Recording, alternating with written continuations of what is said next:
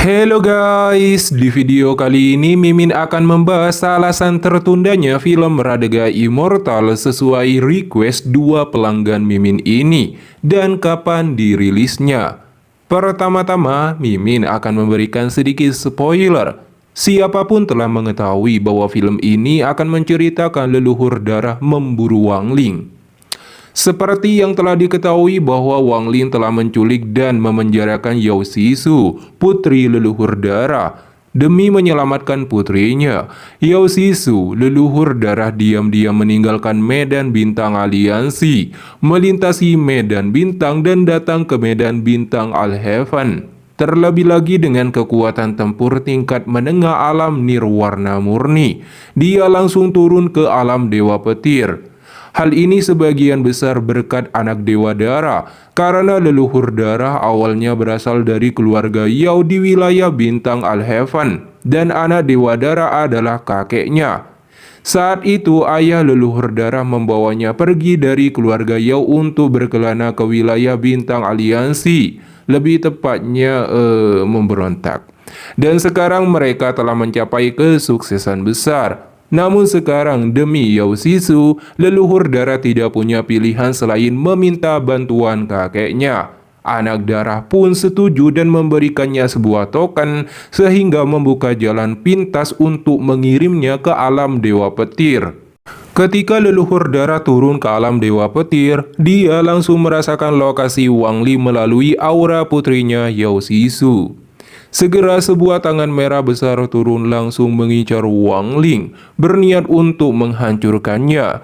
Sayangnya Wang Ling bertarung dengan sekuat tenaga dengan Yao Sisu sebagai tameng dan nyaris lolos dari kematian. Kemudian Wang Ling berjanji akan mengembalikan putrinya jika membiarkannya pergi karena tidak ada permusuhan yang begitu kental di antara mereka berdua. Leluhur darah pun bersumpah demi hati daunnya akan melepaskan Wang Ling. Akan tetapi Wang Ling bisa merasakan keraguan dari ucapan tersebut, tapi dia tetap menyerahkan Yao Sisu yang berada dalam bola batasan sementara Wang Ling berhasil melarikan diri setelah memberikan sedikit jebakan di dalamnya. Sayangnya leluhur darah mengingkari janjinya dan mengejar Wang Ling sembari melepaskan jarum darah untuk memburunya. Akibat telah mengurung putrinya selama ratusan tahun. Wang Ling tahu dia tidak bisa mengalahkannya, tetapi untungnya Liu Wan tidak gentar dan bersedia membantu Wang Ling. Di luar dugaan, keduanya benar-benar berhasil. Pertama, mereka menggunakan ruang penyimpanan abadi untuk menjebak dan melukai parah leluhur darah dalam ledakan besar, ditambah seni ledakan boneka yin ilusi milik Wang Ling, sehingga tubuhnya tercerai-berai. Kemudian leluhur darah kembali terluka oleh bantuan Yan Lezi, karena Pak Tua itu mengambil sebagian jiwa asalnya sebagai bayaran untuk membantu leluhur darah membentuk tubuhnya lagi. Akibatnya tingkat kultivasinya merosot. Memanfaatkan kesempatan itu, Wang Ling dan Liu Wan kembali melukai leluhur darah dengan parah, sehingga sangat melemahkan kekuatan leluhur darah dan menyebabkannya jatuh ke ranah Corporeal Yang. Meskipun Wang Ling masih berada di alam kesempurnaan agung tahap akhir saat itu, setidaknya dia telah mempersempit kesenjangan. Pada akhirnya Wang Ling melancarkan serangan balasan dan berhasil membunuh leluhur darah, menyegel jiwanya di bendera $1 miliar jiwa, dan menjadi jiwa utamanya sehingga menyelesaikan krisis besar ini. Apalagi Wang Ling juga dapat melakukan lompatan besar dalam kultivasinya di bawah krisis tersebut. Jiwa asal leluhur darah menjadi sumber energi yang sangat besar, sementara kesengsaraan ilahi berfungsi sebagai tungku pemurnian yang terus menepa tubuh dan jiwa asalnya. Di tengah krisis itu, avatarnya juga mengalami koma di bawah serangan leluhur darah. Keadaan tersebut membangkitkan amarah tubuh asli Wang Ling. Tanpa ragu, Wang Ling menampakkan tubuh raksasa dewa kuno bintang 4 dan melesat menuju planet darah dengan niat membunuh yang mengerikan. Sebuah sungai batu raksasa mengikuti di belakangnya seperti pasukan kehancuran. Sepanjang perjalanan, para kultivator yang melihatnya hanya bisa terpaku ketakutan. Tak seorang pun berani menghalangi. Ketika Wang Ling tiba di planet darah, Zixin dan para tetua langsung diliputi teror. Tubuh raksasa Wang Ling memancarkan tekanan mengerikan yang membuat seluruh planet seolah berada di ambang kehancuran. Tanpa memberi kesempatan untuk melawan, Wang Ling menghujani planet darah dengan batu-batu raksasa seperti hujan meteor. Setiap hantaman mengguncang seluruh planet. Kemudian tinjunya turun dan menghancurkan pertahanan terakhir.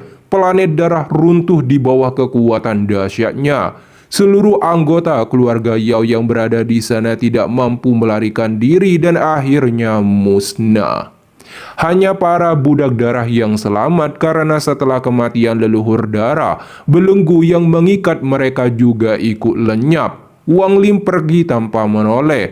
Baginya kehancuran planet darah bukan sekedar pembalasan, itu adalah peringatan.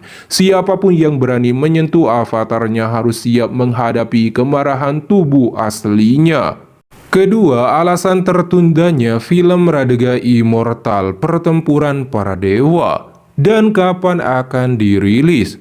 Versi teater dari Pertempuran Para Dewa mengadopsi bagian paling menarik dari karya novelnya. Sesuai dengan alur cerita, ketika Wang Ling membantu Li Yuan melepaskan segel perbudakan kuno dan keduanya menjelajahi lembah reruntuhan abadi, leluhur darah harusnya muncul dan versi teater dari Pertempuran Para Dewa harusnya dirilis.